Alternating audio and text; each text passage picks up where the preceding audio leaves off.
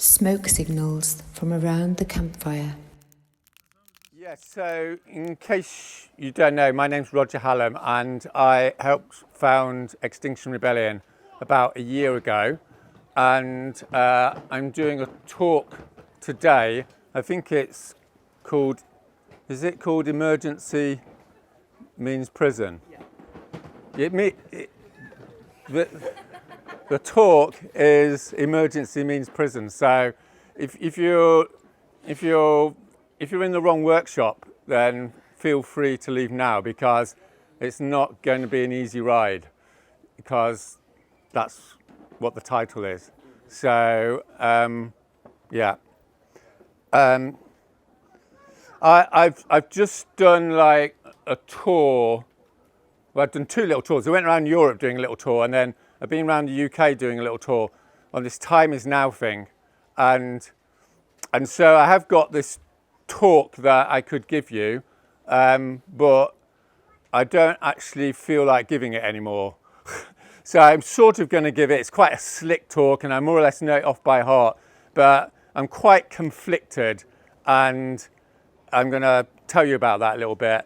And so I'm going to give you a sort of a new version of it, which means that I'm going to have to look at my notes a bit, and it's going to be a bit incoherent, and it's probably not going to be that great. So so what I'm trying to say is, I'm assuming you're all nice people. You're not going to give me such a hard time if I don't give a really slick talk, right? Because we're all together in this. You know, I know there's lots of you around this space who spent 30, 40 years trying to create a semi-decent world. I have too, and it's not going very well, and I don't quite know how the fuck we're going to sort it out. Okay, so I'm going to give you some ideas about what Extinction Rebellion is doing and what I think, and then afterwards, hopefully you'll be relieved to know we're not going to have a Q&A, right? Because as I've been trying to say to people around the country, the days of Q&As are over, right? If you want to discuss with me whether it's 1.1 degrees centigrade or 1.13 or whatever, if you've got all those technical questions, I'm here all day. You can come and discuss, climate sensitivity. That's not where we're at. Where we're at is we're in this total fucking crisis, right? And if we don't start to emotionally connect with that, then we're going nowhere, basically. That's one of my central messages. And I'm saying that as a pretty shy, repressed, mum was a Methodist local preacher, don't ever show your emotions sort of guy. Do you know what I'm trying to say? So it's quite difficult for me to stand here today and say things which I really don't want to have to say. And I'm quite envious of Brett and Jamie, who are going to come afterwards and do those nice, easy subjects, as it were, which is citizens' assemblies, sortition, because that's my background. I'm sort of spent 20, 30 years doing participatory democracy, and it's great, right? But I can't give you a nice, happy, clappy talk, right? Because it's beyond bad. So I'm going to try and sort of put forward a few incoherent ideas, and then at the end, we can have people stand up and say what their truth is and what their coherence is, and you can help me by becoming more coherent than I am. Do you see what I mean? So we're all in this together. Extinction Rebellion is, we're all crew, right? It's not like I've got all the answers. I'm just making some ideas up, and then you're going to come forward, and hopefully you're not going to give a big intellectual rant about green capitalism, right? You're going to talk about what's happening in your emotional life, right? And I'm not saying that because I'm trying to be right on or therapy-ish. I'm saying it because I'm also like a social scientist, and I did a PhD, and I'm still doing a PhD, but it doesn't look like I'm going to finish it because I'm too busy. But in the middle, I started this PhD, and it was like how to basically cause trouble effectively. That's the sort of joke title of it. There's a big posh title to it, but basically that's what it is. And halfway through that PhD, I was doing all this like good intellectual academic stuff, you know, self-interest and motivation, all this. And in the middle of it, I had a little bit of a mini nervous breakdown because I suddenly realized I couldn't deny to myself that it's all about the emotions, right? That's what gets people to sit in the road. It's not that they've read a book about green capitalism, okay? And I don't like that because it means that I'm wrong, but I was wrong. So that's why I'm standing here today to talk to you about these things. All right. So another thing I want to say is, right, there's something a little bit schizophrenic about coming to hear a talk about this, isn't there? So I sort of feel like this is one of the problems I have about doing talks at festivals, right? Because what I know from my research is you go to a festival and the whole purpose of going to a festival is to forget about the world subliminally and have that nice time and that time out. And I'm not saying it's a bad idea, but it's really difficult to go to a festival and drag people back in to this ultra unpleasant reality that you're going to hit you when you go back, you know, tomorrow and read that the Amazon's still burning down, right? Because it's still going to be burning down when you go back. So it's a bit schizophrenic because on the one hand, you shouldn't really be in this tent. You could be out there, you know, having a nice time, eating your muesli or whatever, but you are in this tent because you sort of want to know what's going on, but you sort of don't as well. So, and I'm the same, you know, this is why I would like to give you a nice, happy, clappy sort of talk, but I really can't do it because that's not the truth. So a big idea of Extinction Rebellion is to tell the truth. So we had this big schizophrenic thing going on, and it's been going on for years, which is you can't tell people the truth because it upsets them, right? And as we all know, as nice English middle-class people, which presumably most of us are, is you don't upset people, right? Number one rule, don't upset people. So we're having to battle against that. And what Extinction Rebellion did was it got together these heretics. And the biggest reason we were heretics is we came to the conclusion we'd have to tell people the truth, even though it's going to upset people, right? So when we were in this cafe in April last year, when we founded Extinction Rebellion, what we decided to do was to tell people the truth and act as if it's real, which is even more difficult, right? So obviously, like the whole climate change industry, in so much as they knew about us, thought that this was a completely fucked strategy, right? Because as we all know, if you upset people, then you put people off and they won't be motivated and they'll just get upset and depressed and won't do anything, okay? So as it happens, that's bollocks, okay? The truth of the matter is most people get depressed and don't do anything, but some people do. And the some people that do get extra motivated are in this room today, right? The people that are getting depressed are still out there, right? In Frome or in Somerset or whatever. They're still going, I don't want to look at this because it's easier not to look at it. But a critical mass of people have decided that they do want to look at it. In fact, 100,000 people have decided they do want to look at it, which has made Extinction Rebellion the fastest growing, biggest climate change movement in this country, right? That's where we're at.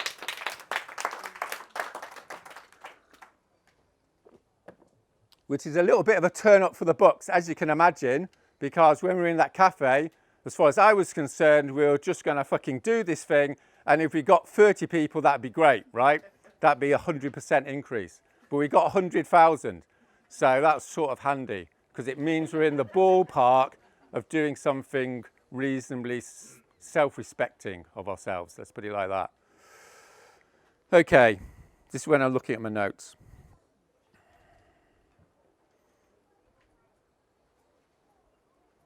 All right, I want to tell you two personal things, which is one of the reasons I'm quite conflicted today. I'm feeling slightly, I am feeling emotional. The reason I'm feeling emotional is because this weekend I've sold my business, right? I've been an organic farmer for 32 years. Well, I had allotments for about 6 years. Well, that was quite full. I had 6 allotments. When I was 21, I started growing. So I've basically done 32 seasons, right? I've grown food for 32 seasons. And about 8 weeks ago, I decided that I'm not going to do that anymore. I'm just going to be doing Extinction Rebellion. So I've talked to my mates on my farm. If you don't know, I'm an organic farmer. And I talked to them this weekend, and they're buying it off me. So that's it. For the first time in 32 years, I'm going to have no land, right? That's it. And this, for me, is like one of those big steps, you know. And I'm sure some of you may have made a similar step, or you're probably going to make a step. And it's scary because you're going into this unknown. And one of the reasons why I've done it is because I've got this drive in me.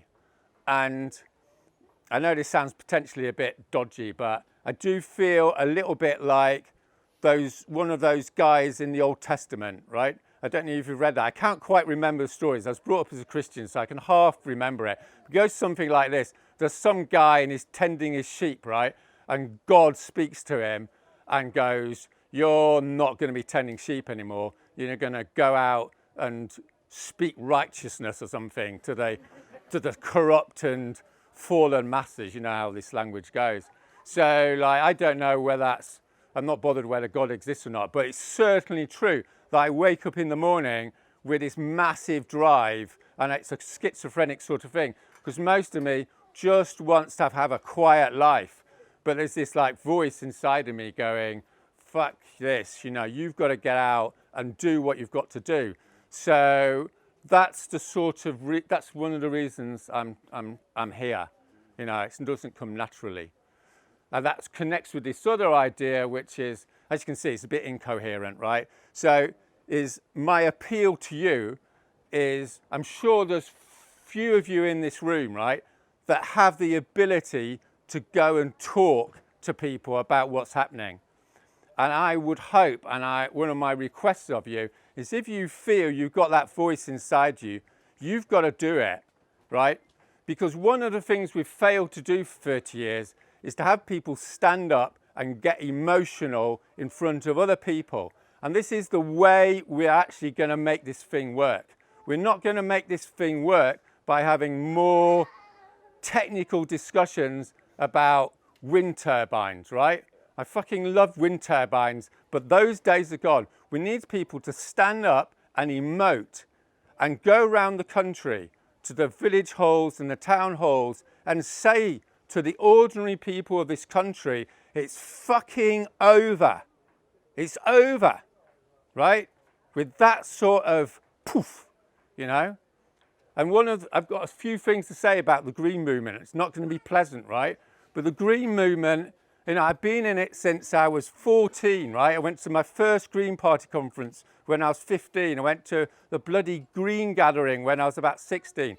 It's like, I thought it was fantastic. You know, I used to read this magazine called Green Line. Does anyone remember that, right? I read it from cover to cover. I was obsessed. I was thinking, this is fucking great, right? But it's like, we've had 30 years of doing these discussions, haven't we? You go to a festival, you hear some guy like me stand up saying, we've got these problems, we're going to have wind turbines, it's all going to be fine if everyone does the right thing. And then you come back the following year and you find out that the world hasn't done the right thing, and there's some guy standing up telling you about wind turbines again, right? It just goes on year after year after year. And the reason why we're having this like nervous breakdown is because we're coming to the end game, right? We're coming to the point where we thought we'd escape, right? If you're my age, I'm 53. Like 10 years ago, and there's this terrible thought I think everyone's had this thought who's about my age is, I'll get out before the shit hits the fan, right? You know, I talked to this like big trade union activist in London, right? Fantastic guy, amazing radical credentials, right? I said to him, you know, oh, there's this climate change shit. He said, oh yeah, that's all right because I'll be dead by then. right? So let's just accept we're not all heroes, are we? Right? We've got that selfish thing going on, which is like beyond immoral, if you think about it. All right, so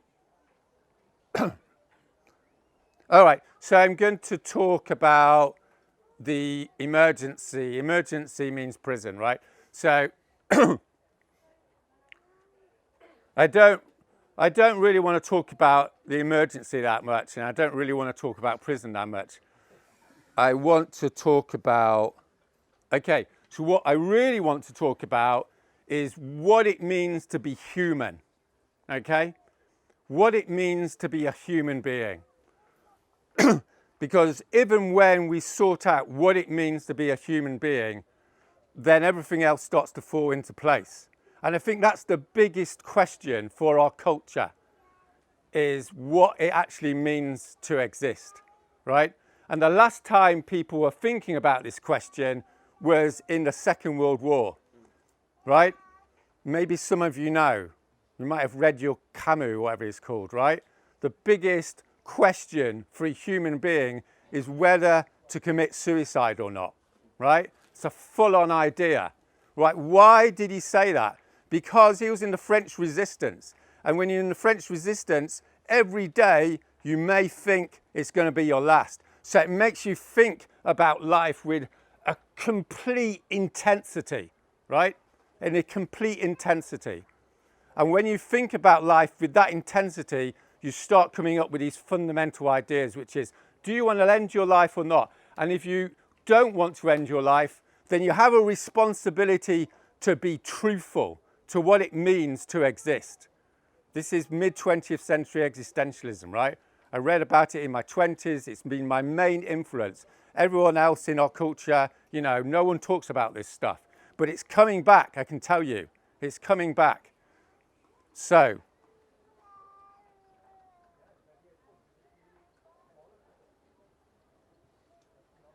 all right, I also want to talk about death, okay? Told you this is not an easy talk. So I'm not even sure what I want to say about death, but there's something, and maybe some of you are going to help when you stand up and talk at the end, right? But there's something about death and this culture that's screwy, right? There's something screwy going on. I don't quite know how to put my finger on it. But in the last 5 years, I've sat by my mum and then I sat by my dad and while they died, right? I held their hand while they died. And it was like, right, that's death, you know? And maybe I shouldn't say this, but there were people in my family who didn't want to see the dead body, right? So what's that about? I think what's that about is, well, I'll tell you what they said. They said, there's no point seeing the dead body because it's just going to upset us, right? We all know that attitude, right? But there's something else, isn't there? There's another tradition. You know, why do most cultures around the world have the body so you can see it? Well, I think it's something to do with grief. That when you've seen the body, then you know that person's dead. And if you know the literature on death, you sort of know that something along the lines that if you've been with your partner for 30 years and they die, you physiologically can't accept their death. You just can't do it. You get up in the morning and you still think they're there, right? So one of the ideas is once you've seen the body, it's like physiologically you can sort of accept that.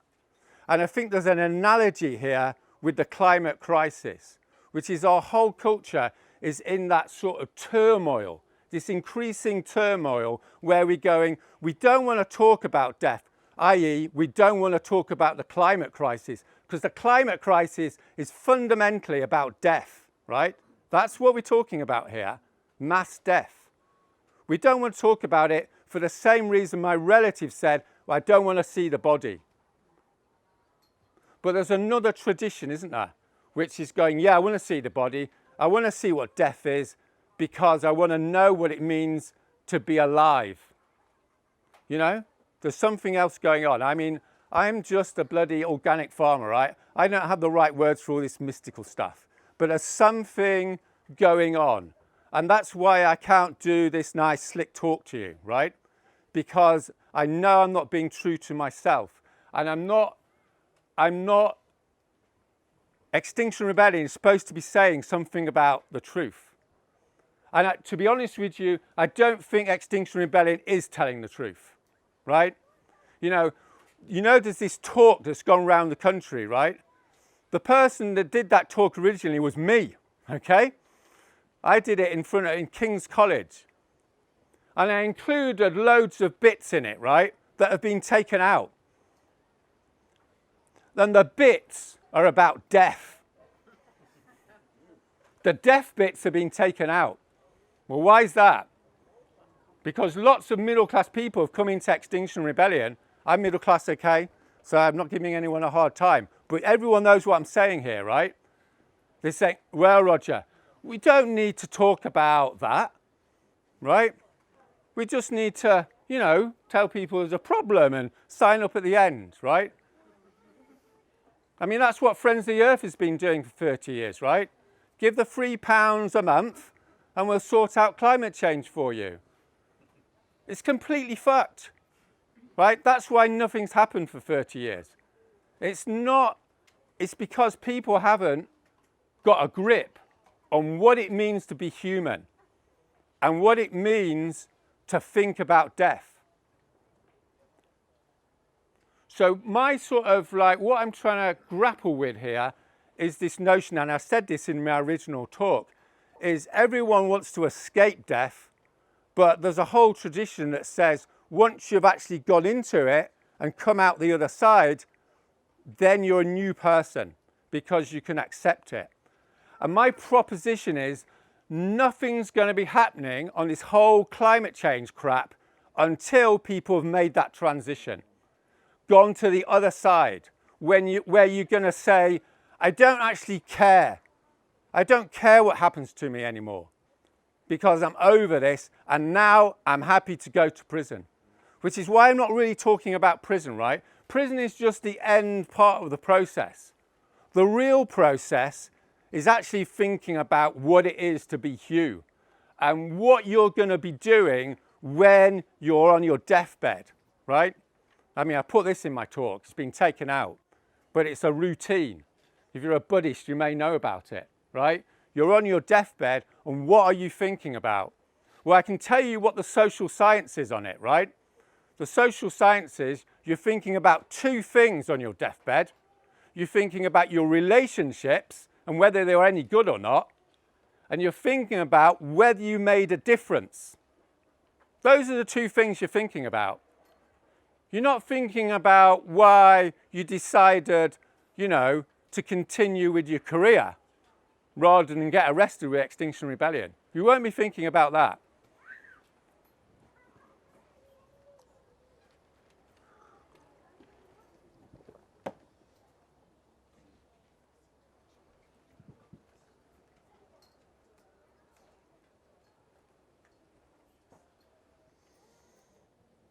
All right, I'm going to start my talk now. How long have I got? You've got an hour still. All right. I could probably ramble on for about 2 hours, but I'm not, okay? So give me 15 minutes. I mean, I might not get through all the talk. Basically, it's almost September, isn't it, right? So we're all going back to school soon. So this is just the end of the summer talk. Okay, so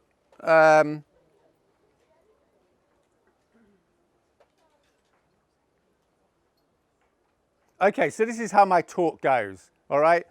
So what I tell people is that everything's going to change. Like, everything's changed for me. I used to, like, weed spinach, right? I spent 15 years, like, spending most of my day staring at soil, okay? I didn't see anyone, you know?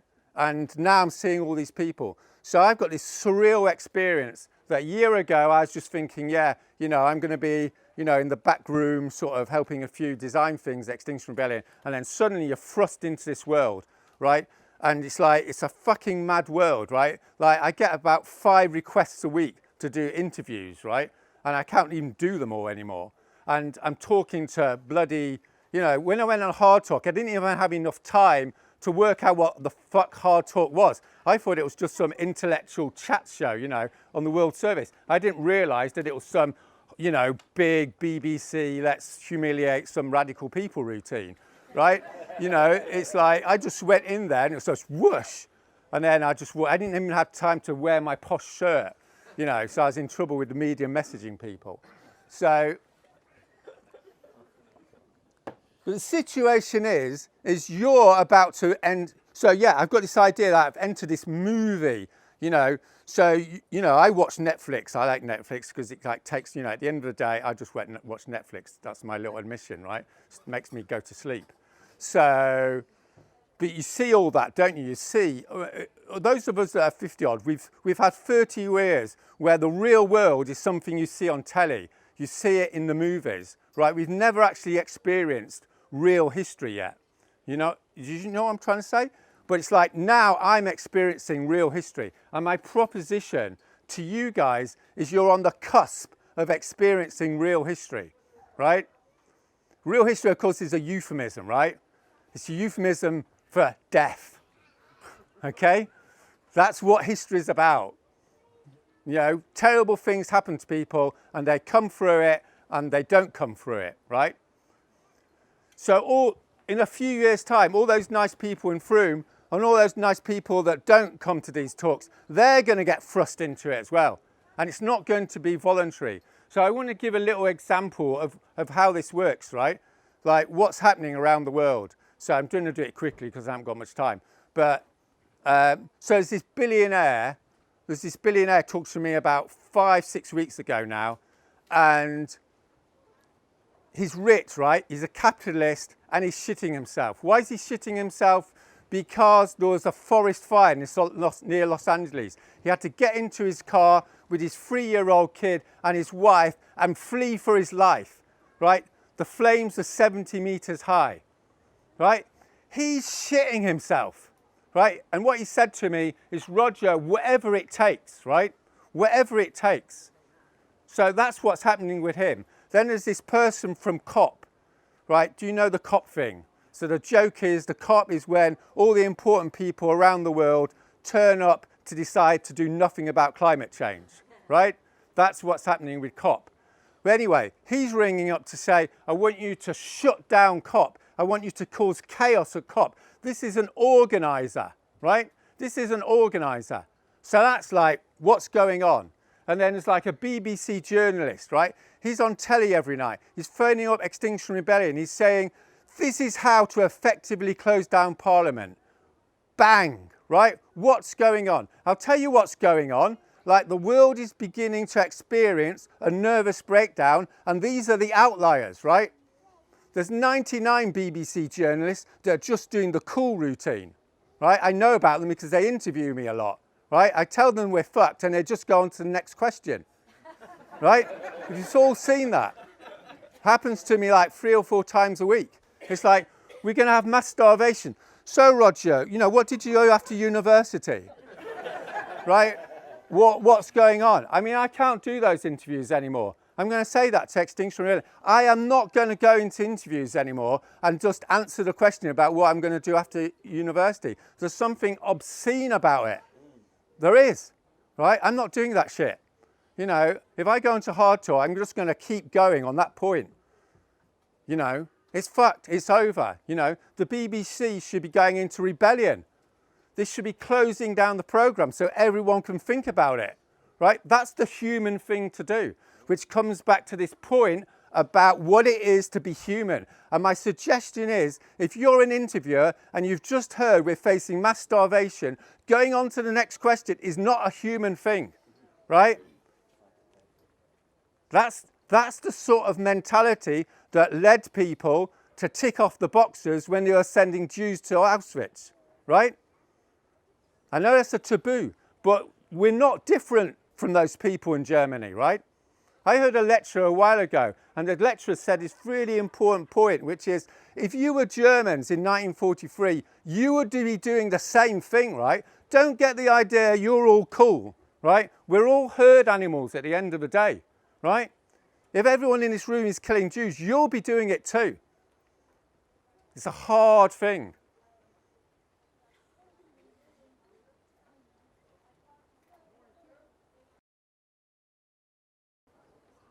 Okay, so I'm going to tell you some facts. So the usual facts that I tell to people is the facts about climate change, right?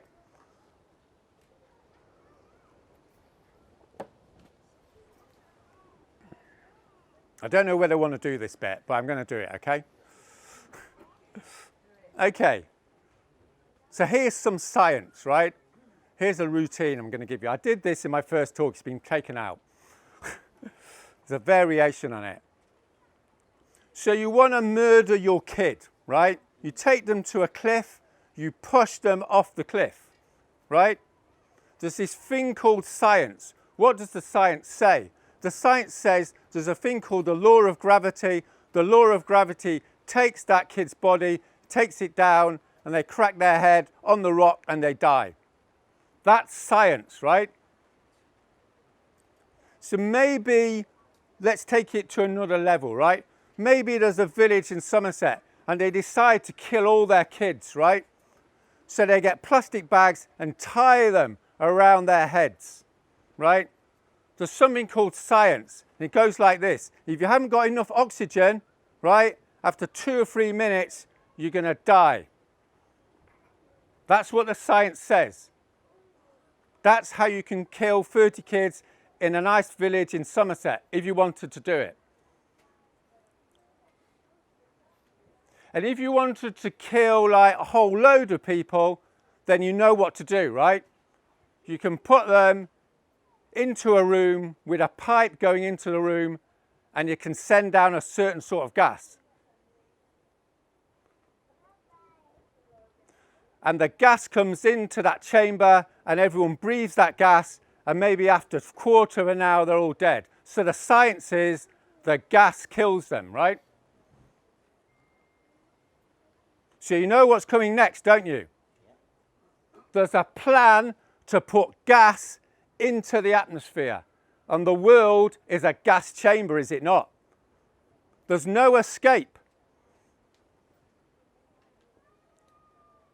And some people have been organising this for the last 30, 40 years with the full knowledge of the science. In 1990, we had the full knowledge of the science. The science goes like this. You put CO2 into the atmosphere, it warms up the planet, it destroys the weather systems, it creates mass starvation, and billions of people, yes, billions of people are going to die, because that's the science. So, the science is pretty straightforward, right? So I'm not going to talk about the science anymore. There's lots of ways of killing people. And we're killing people through not for having our government continue to allow this to happen.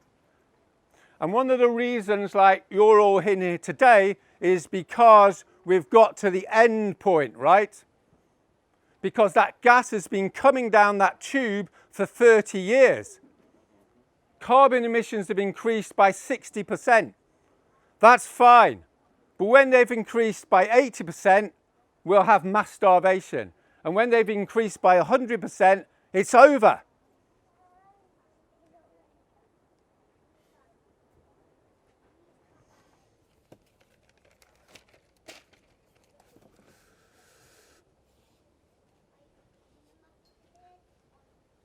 Okay, so let's talk about the Amazon.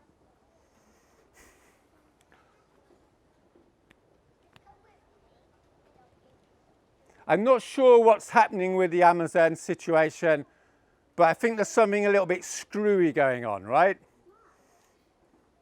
I mean, we've been worrying about the Amazon for what? 30 years, right? And now suddenly it's poof, isn't it? the feeling I get is everyone's panicking. Because it's a bit like you can cut a few trees down, you can cut a few more trees down, you can burn a few more trees, and then you get to this tipping point. And it's like our whole culture is starting to realise we're approaching the tipping point.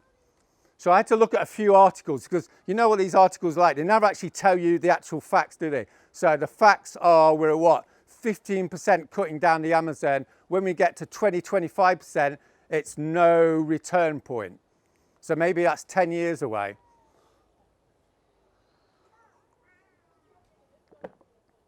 So I think that's one thing that's going on.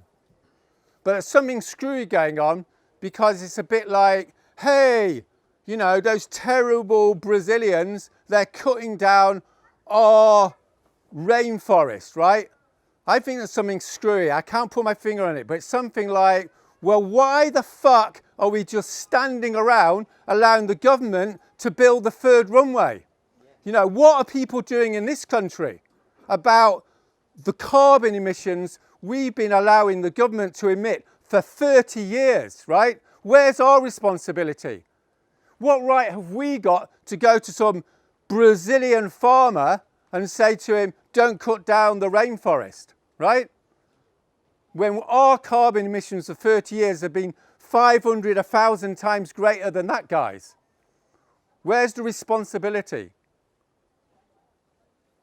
So instead of having like, you know, another demonstration that's outside the Brazilian embassy, maybe we should be thinking about something else, like us. And the other sort of screwy thing about it is it's more of that environmental stuff, isn't it?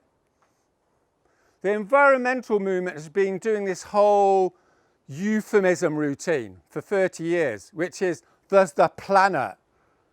I mean, seriously, what the fuck does the planet mean, right? It's an abstraction. In actual fact, we live on 12 inches of topsoil, right? And 200 meters of air. That's what we live on. So why don't we talk about that for a start? Or even better, why don't we talk about what's really going to happen? What's really going to happen, right? We're not here about saving the planet. What does saving the planet mean? What we need to talk about is social collapse. And this is a big challenge for the Green Movement, because for 30 years, we've all loved to talk about those nice euphemisms. But what saving the planet or not saving the planet means is social collapse. And social collapse is another nice middle-class academic euphemism, isn't it? What does social collapse actually mean? Has anyone actually talked about what it actually means? Like, has David Attenborough done a series on the end of civilization? He was at the COP saying the end of civilization, right? You can read it this week in The Guardian, the end of civilization. Is the Guardian going to do an article about the end of civilization?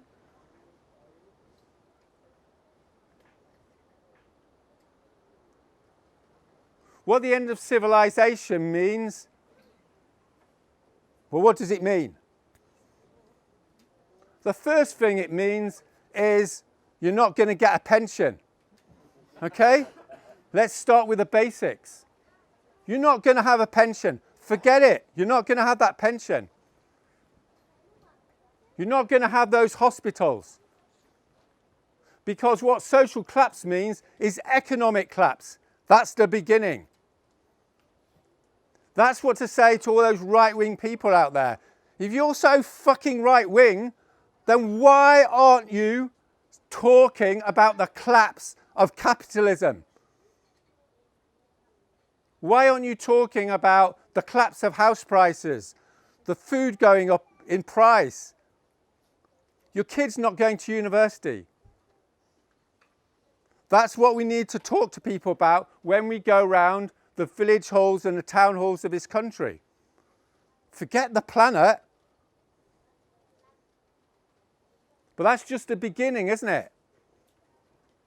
What we really need to be talking about with social collapse is starvation. But starvation is another abstraction. What starvation means is there's no courgettes in Tesco's.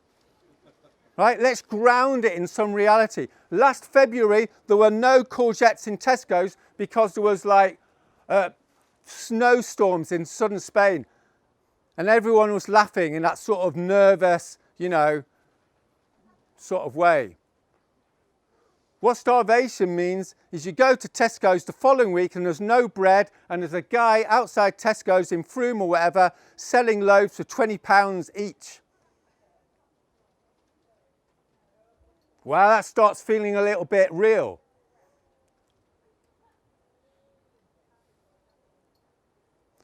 What starvation means is, no, we're not going to be all escaping to the hills to grow vegetables. It means people are going to come down from Bristol and going to kill you for your veg. That's what social collapse means. That's why people in Carmarthenshire are coming down from the hills, like me, and going to London. Because we know it's not going to be pretty. And lastly, what social collapse means is war. War. What does that mean? It means that people like Boris Johnson and his class are going to have our kids going off to defend the Mediterranean from mass migration. They're going to have us being slaughtered for their privilege. Look at the 20th century. Read some history. This is what the elites do when times get hard. They send ordinary people to be slaughtered.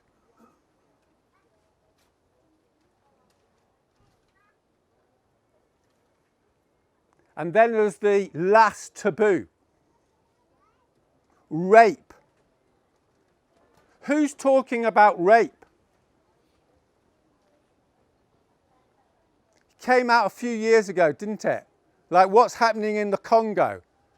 War, that's lots of men getting shot. No, what war means is lots of women getting raped.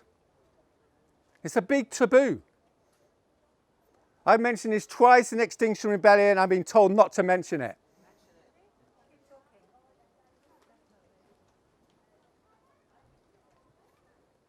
In the talk I did, I talked about the Soviet-German confrontation. When the Nazis invaded the Soviet Union in 1941, they captured 3.5 million prisoners of war. Do you know what they did with them? They put them into camps and starved them to death. 3.1 million Soviet prisoners starved to death deliberately by the Nazis in 3 months. What happened 4 years later? The Soviets invaded East Germany. For 30 years, it's been a taboo what happened. There's a guy who wrote a book about it about 5 years ago. It's out. 2 million German women were raped by Soviet troops. That's what human beings do to each other when times get difficult, when the food runs out.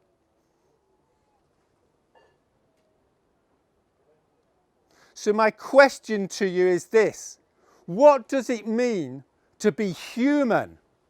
What does it mean to be who we really are at this point? And I hope you understand why I'm asking that question. Because to me, that's the main question we've got at the moment.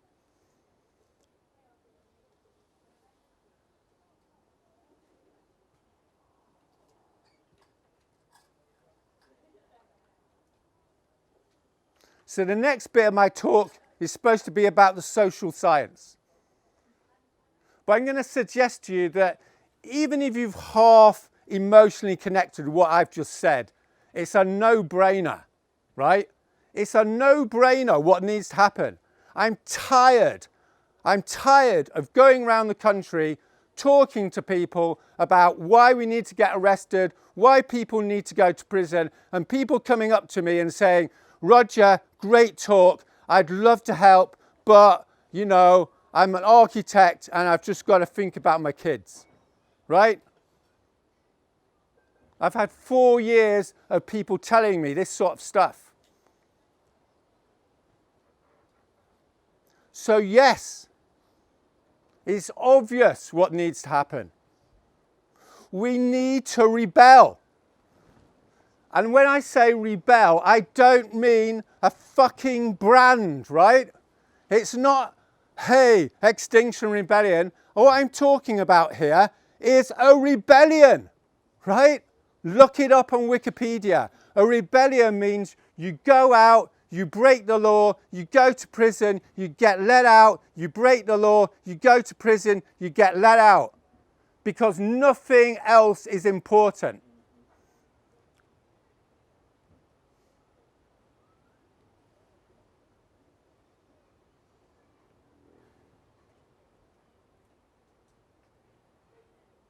I want to sort of, how much time have I got?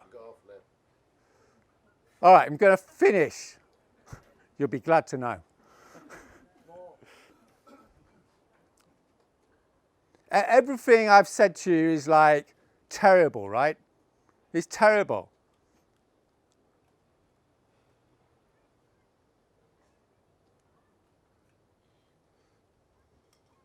But there's something else I want to try and communicate, and I never feel like I communicate very well because I'm not quite sure how it works. But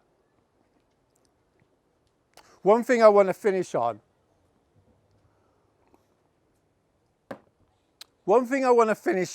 is the people that are going to get arrested and the people that are going to go to prison.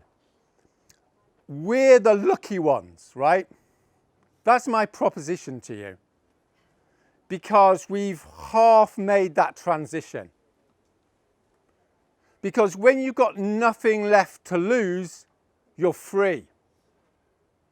When you've given up your farm, given up the career, when you've talked to your family and they've disowned you, you're finally free to be what you have to be. And I don't quite understand it, right? And I'm not saying like it just goes flip one day, right? I'm feeling pretty free today because I've given up my farm, but I know in about a week I'm going to be having the heebie-jeebies again. So it's not a smooth process, but there's a process here, right? And hopefully some of you know what I'm talking about, which is you give things up, and it's central to the experience of life, right? I think what climate change is it's a sort of metaphor for what's going to happen in our life anyway, right? It's just like coming a little bit fast down the tracks. It's the same sort of thing that happens when you go to the doctor and you get that diagnosis, right? It's the same thing. And I think just coming back to this point, there's something about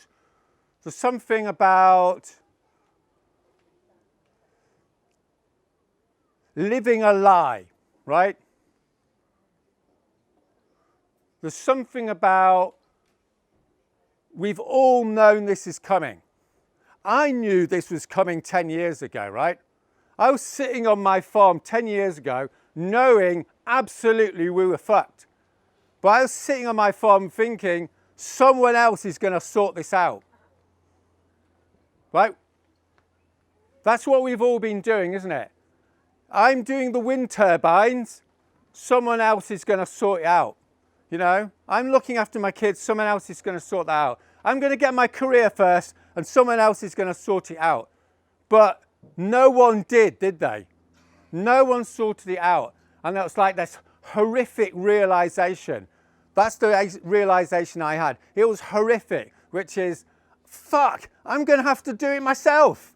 I'm going to have to stand up at festivals and tell people they're fucked. Like, it's the last thing in the world I want to do. But I'm doing it because it's like, where else do I go? Do you know what I mean? Do I want to be sitting on my farm for another 3 years thinking I'm a complete shit because I haven't got the courage to do what has to be done? Which is why I'm saying those of us that are going to get arrested and go to prison, we're lucky in some sort of sense because we've made that sort of transition. It's a little bit messy, but there's some sort of transition going on.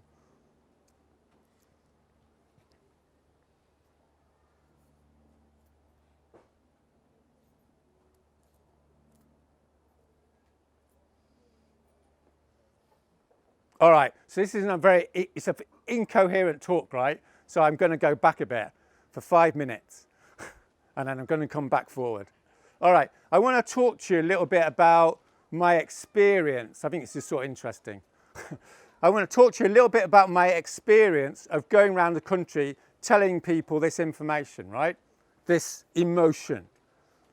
And one of the things that's interesting is who's actually connecting and who isn't connecting, right?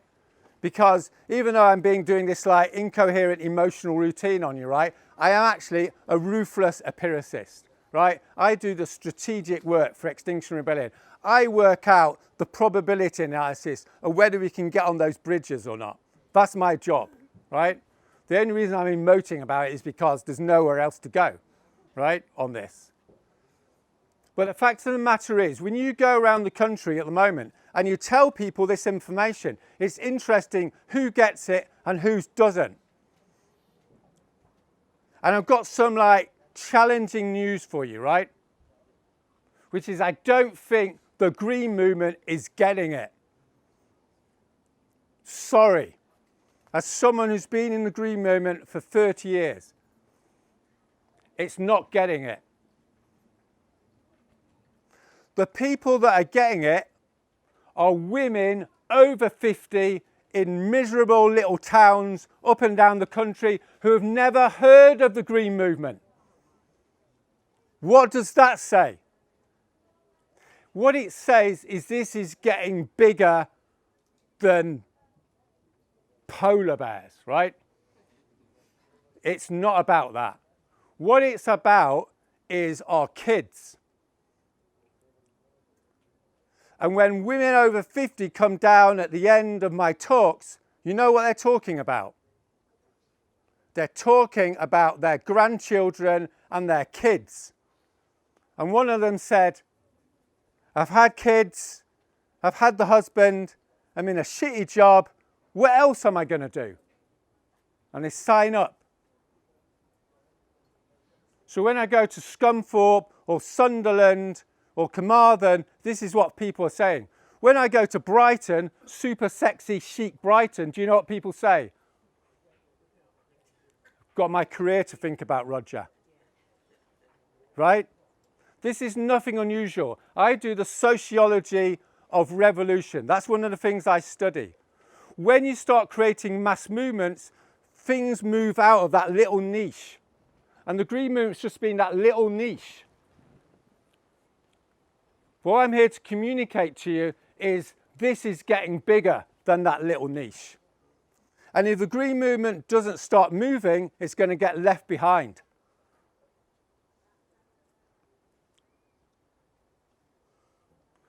So there's the skin in the game issue, right? People that have got a lot of skin in the game don't want to do what needs to be done. Needless to say, the editor of The Guardian is not going to be getting arrested in October, right? I talk to all these fucking posh people now that I'm semi-famous. They're all crap. Seriously, they're all crap. I'm not saying that because I'm trying to be right on. I know, I've gone to talk to them. They're not going to do this shit. It's ordinary people. And it's also people that can connect with the emotional reality of it. And one of the tragedies is most political people don't get it. It's a terrible thing to say, but it's like their minds are crowded out with this neoliberal, you know, cost-benefit analysis, political stuff. The people that get it have never done anything political before because they can just see it for what it is. So I think this is sort of interesting, right? And I don't know. I don't know what you guys are going to do. And I don't know what the Green Movement's going to do. But my suggestion is that you've got to start getting real about what's happening.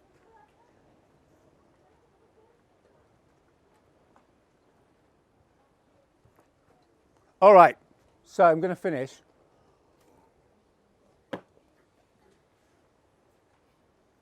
In 14 days' time, I'm going to be flying a drone at Heathrow.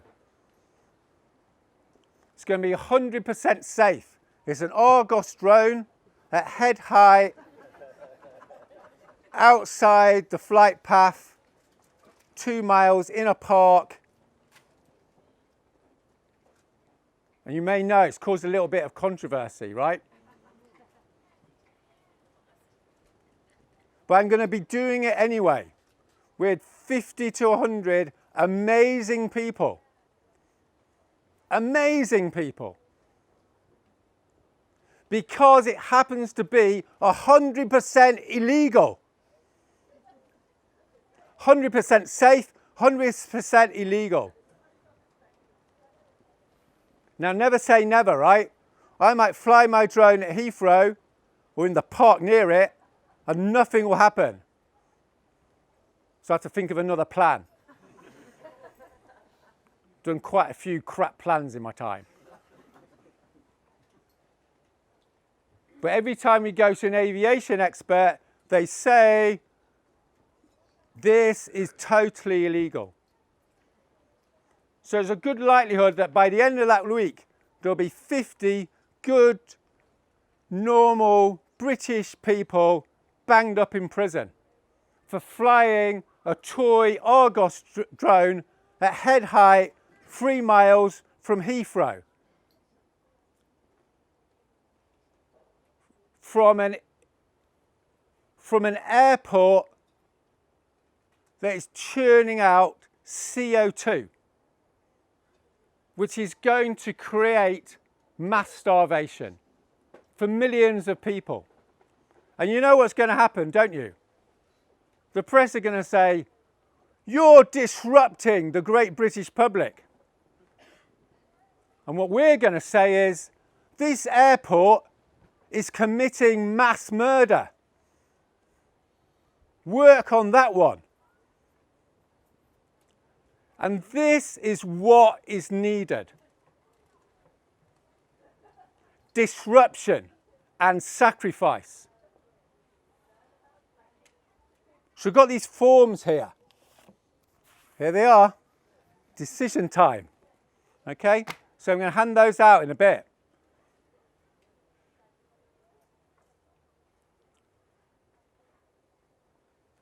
So there's a few practical possibilities, right? I'm a practical guy. I'm not just doing this whole emotional thing, right? I'm here to design how we're going to maximize the probability of not being totally fucked. That's my job. And what I'm doing is organising, helping to organise this Heathrow thing. And I've also got, so Robin's told me in Bristol, 600 people waiting to go to prison. So we will be designing a way of creating so much disruption, we're going to end up in prison. Because that's how things change. So you've got the Heathrow option, or you've got the October go to prison option. Never say you haven't got lots of options, right?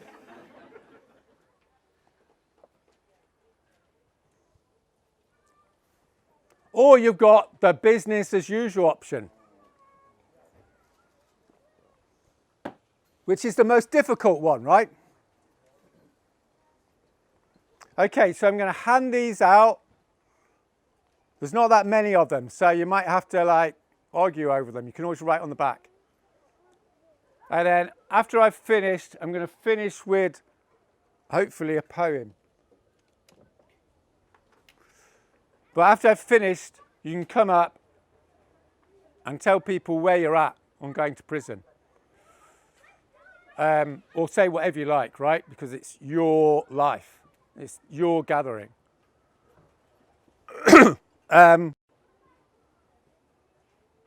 Anyway, so I've just been on holiday with my kids, right? I'm not a very good dad because I think too much, right? I'm an intellectual. All I do is think.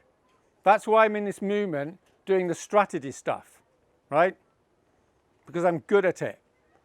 But if you're good at some things, you're bad at other things, right? I'm not actually very good at being a dad. But I've just been on holiday with my kids.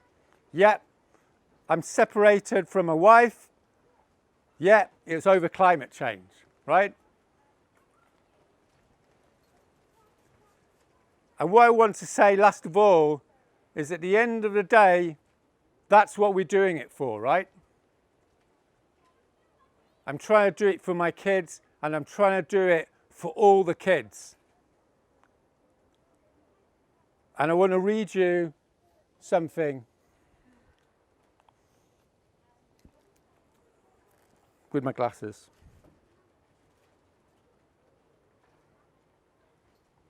Okay, I haven't done this before, so I'm just going to do it.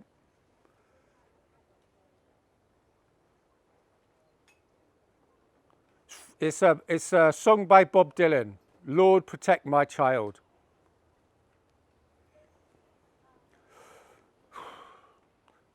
For his age he's wise, he's got his mother's eyes, there's gladness in his heart, he's young and he's wild.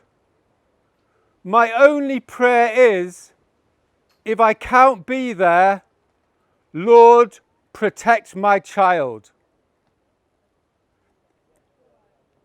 As his youth now unfolds, he is centuries old. Just to see him at play makes me smile. No matter what happens to me, no matter what my destiny, Lord, protect my child. While the world is asleep, you can see it and weep. Few things you find are worthwhile. And though I don't ask for much, no material things to touch, Lord, protect my child. He's young and on fire, full of hope and desire, in a world that's been raped and defiled. If I fall along the way and can't see another day, Lord, protect my child. There'll be a time, I hear tell, when all will be well, when God and man will be reconciled. But until men lose their chains and righteousness reigns, Lord, protect my child. Thank you.